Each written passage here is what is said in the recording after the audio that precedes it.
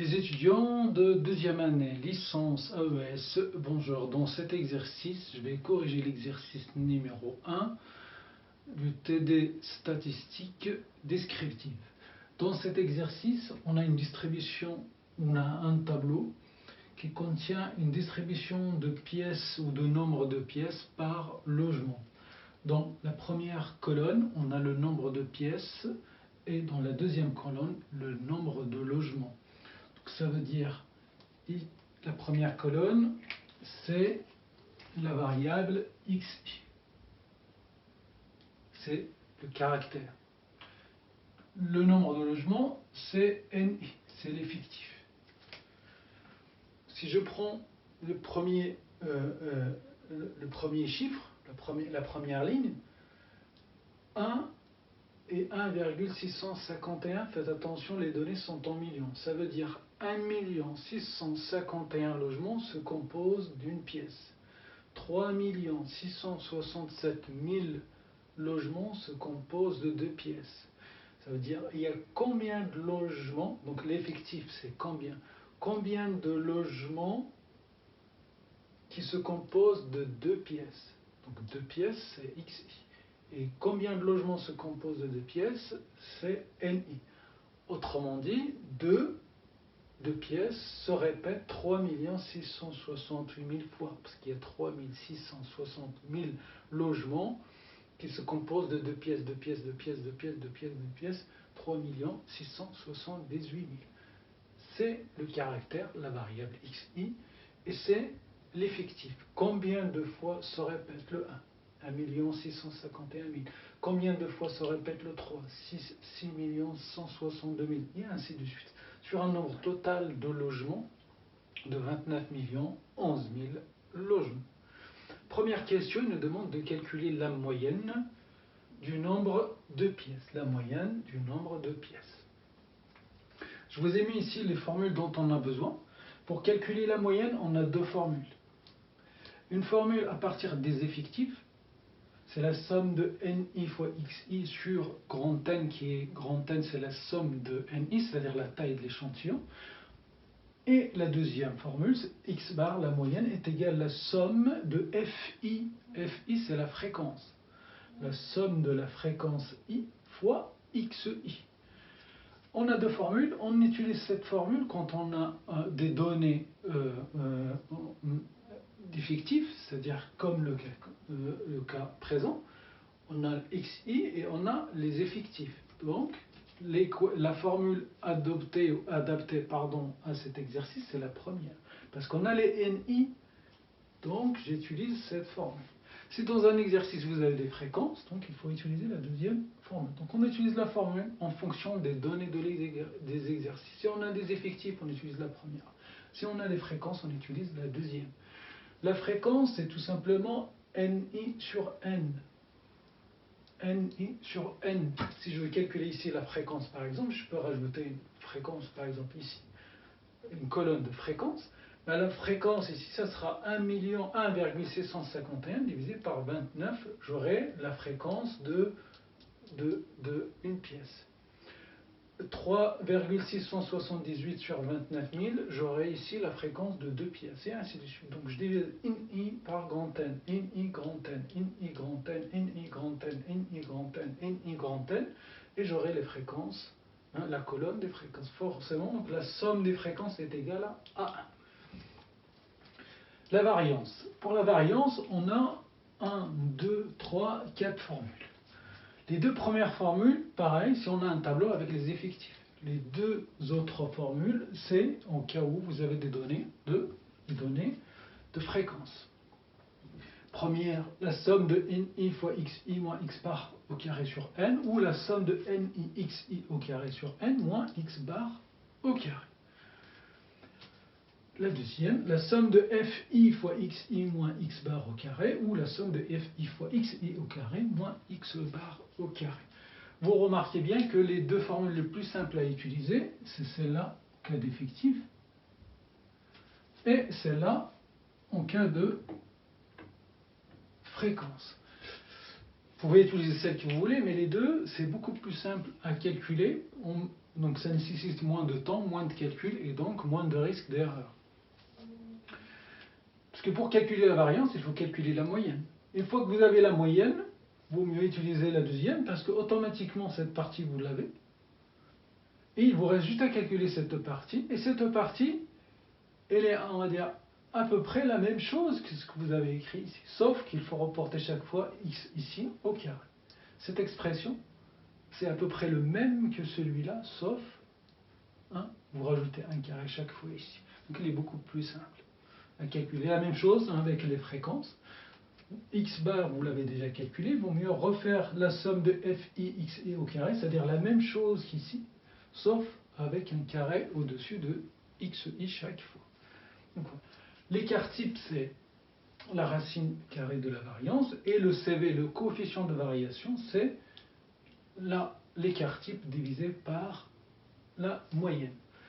Première question, calculer la moyenne. Donc la moyenne, on va utiliser cette formule, parce qu'on a des effectifs et non des fréquences. Donc je vais utiliser la première formule. X bar est égal à la somme de ni fois xi. Donc on va mettre un grand trait de la division. Et ni fois xi sur grand N. Ni fois xi.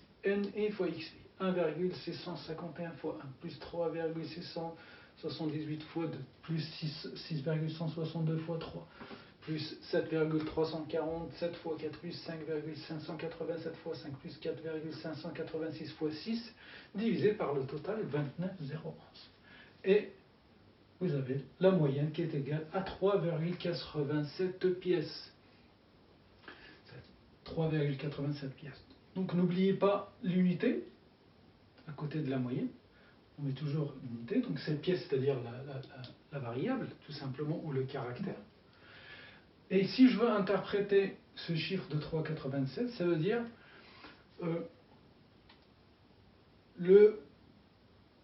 chaque logement se compose en moyenne de 4 pièces. J'arrondis. Je ne peux pas dire 3 pièces, 4,5 ou 3 pièces, 80. Une pièce soit 1, 2, 3, un nombre de pièces. C'est un nombre entier, naturel, supérieur strictement à 0. Donc, en moyenne, chaque logement se compose de 4 pièces environ. Ou chaque logement se compose en moyenne de 4 pièces environ. Voilà pour la moyenne. La deuxième question, calculer la variance, l'écart type et le CV, le coefficient de variation. J'utilise cette formule parce que c'est beaucoup plus simple. Pour calculer la variance avec cette formule, je vous dis que ça, c'est l'expression de la même chose qui est ici, sauf un carré. Donc je vais réécrire la même chose que j'ai écrit ici. La même chose. Je réécris.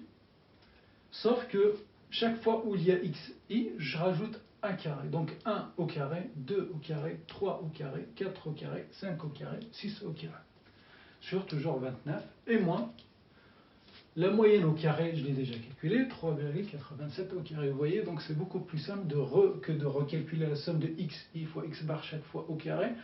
Et chaque fois refaire cette opération avec la calculatrice, la différence plus le carré, la différence plus le carré, la différence plus le carré, à la fin faire la somme, alors que ici c'est beaucoup plus simple. C'est que des multiplications, bien sûr, d'addition et des multiplications. Il y a moins d'opérations, on a une opération de soustraction en moins en fait chaque fois. Donc on gagne du temps et on a moins le risque de se tromper. Donc la variance est égale 2,04 ou 0,402, ce que vous voulez. Vous pouvez choisir de chiffres après le virgule, faites ce que vous voulez. À côté de la pièce, on met rien. À côté de la variance, on met rien. Par contre, l'écart type, c'est la racine carrée de 2,0402, ça fait à peu près 1,43 pièces.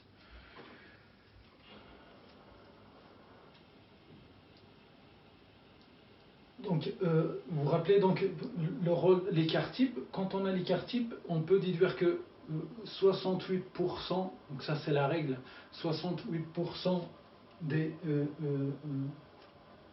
de nombre de pièces est compris entre la moyenne moins l'écart type et la moyenne plus l'écart type, 68%. Si on fait la moyenne moins 2 fois l'écart type et la moyenne plus 2 fois l'écart type, c'est 95%. Donc là, ça c'était juste entre parenthèses.